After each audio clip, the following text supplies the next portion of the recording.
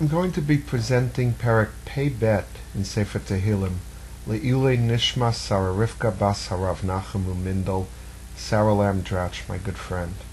This Perek concerns itself primarily with the need for and lack of true justice in ancient Israel. It's currently used as the Shir Shel Yom for Tuesday, Yom HaShlishi.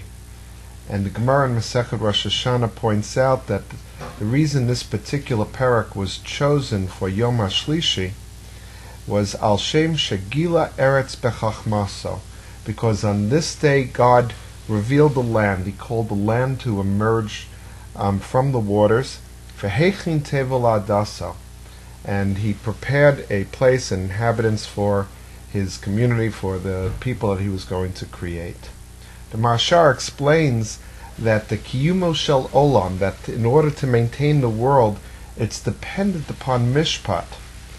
And therefore, just as Hashem established himself as the creator by bringing the world into existence and preparing a place for us to exist, it is dependent upon us to maintain it and to continue it by bringing a sense of justice.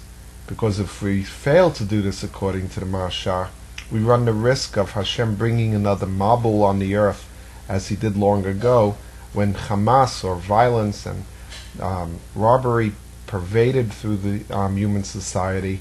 There was no justice, and God had no choice but to destroy the world. And so therefore, Dafka, on this particular day, we read this Perek of Tehillim every day in Shachris. The Radak explains that this particular Perek refers to the judges who ruled during the days of Yehoshaphat. And Yehoshaphat was the king in Yehuda years ago, and he's specifically referring to a couple of psukim in Divrei Hayamim, which refers to the fact that says, Vayamed Shoftim Ba'aretz. Yehoshaphat went after had completed a major military victory.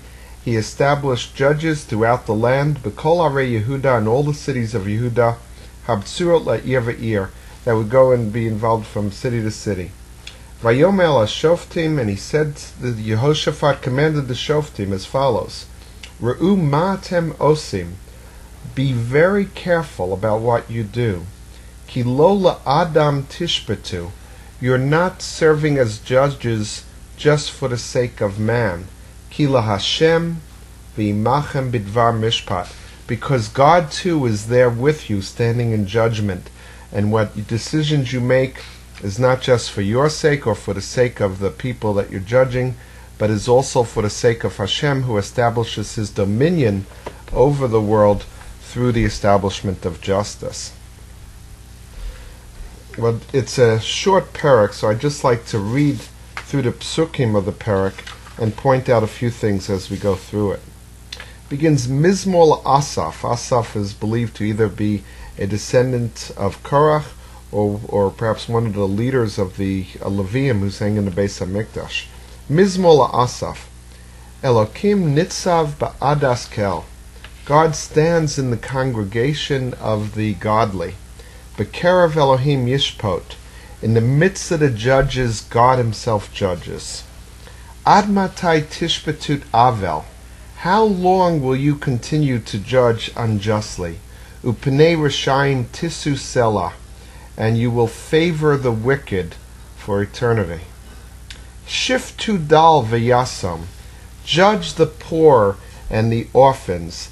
Ani varash hatzdiku. The poor and the humble you should justify with your judgments. The focus here, of course, is on those who are weak and those who are impoverished, those who are unable to protect themselves. Ibn Ezra comments with regard to this, that those judges who turn a blind eye to the weak and the defenseless in the face of their persecution by people who are wealthier or more powerful than they are, that they're essentially, by turning a blind eye to these people, that they're in essence partners in the crimes that are committed against them and will be held accountable for it. Paltu dal ve'evyon. They should release the poor and the needy, again from those who would persecute them. Miyad Rishayim Hatzilu, from the hands of the wicked they should be saved. Lo Yadu v'lo Yavinu, they did not know and they did not understand. B'chashecha yithalchu yimotu kol mosdei aretz. They will walk in the darkness and all the foundations of the earth will teeter.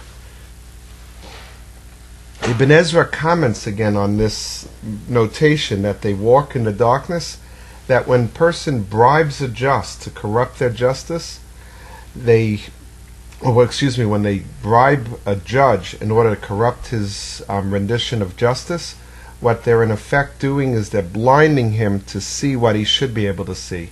If a judge cannot see the injustice that's occurring in front of him, even if he doesn't mean to turn a blind eye from it, but because he's accepted a favor, he cannot judge it impartially, then it's as if though, as far as Ibn Ezra is concerned, it's as though he's been blinded. And therefore the expression, B'chashecha yitalachu, they will walk in darkness.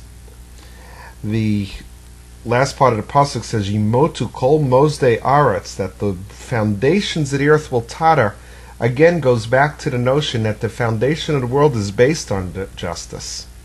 The Malbim comments on this, that just as Hashem created the world, so too the world needs the execution of justice to be maintained, or it would descend into violence and chaos.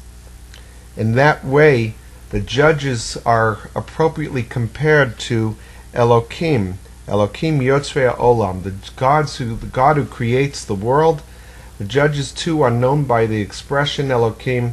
They have that same thing because by establishing justice, by maintaining human society, they're doing their part into maintaining the world that Hashem created and allowing it to continue to exist. Finally, the Perek goes on, Ani amarti Elohim atem ubnei elyon kulchem. I have said you are angelic creatures. You are like the angels of the Most High.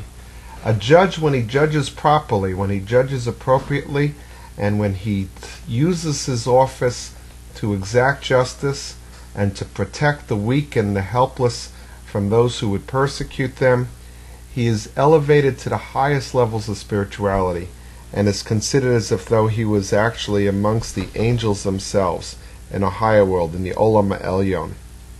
Right? The Radak comments on this, Ki Shoftim Nikru Elohim Keshehem Shoftei Emet. They're only considered Elohim when they judge the truth, when they judge honestly.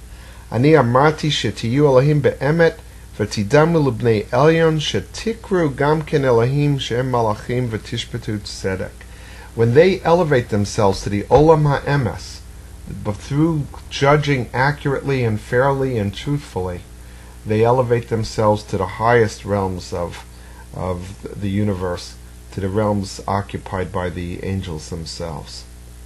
Achen ka'adam temusun. But as unfortunately is often the case with mortal men, they will pass away. Ukeachad hasharim tipolu, and as one of the princes you will die. This is a reference again to the fact that these are judges who have this opportunity to establish a greater mark on society, but they too will fall away and die like any mortal man if they use their office for injustice. Finally, the Perek ends, Kum Elohim shafta aretz ki ata tinchal b'kol hagayim. Arise, O God, and judge the earth, for you inherit all the nations. It's ultimately, human beings are never going to be perfect, and unfortunately the reality is that all too often judges don't exercise their privileges and their responsibilities to judge accordingly, properly, and as a result we must turn, according to the author of this Perek Tehillim, we must turn finally to God for the only source of true justice, for He'll stand up and He judges the entire world. All the world belongs to Him, and whether if we cannot get justice in this world, we know that we can count on getting justice from Hashem in the world to come. The lack of justice is an important theme. It's the theme of this particular Perek, but it's in general an important theme throughout the Navi and throughout Ksuvim.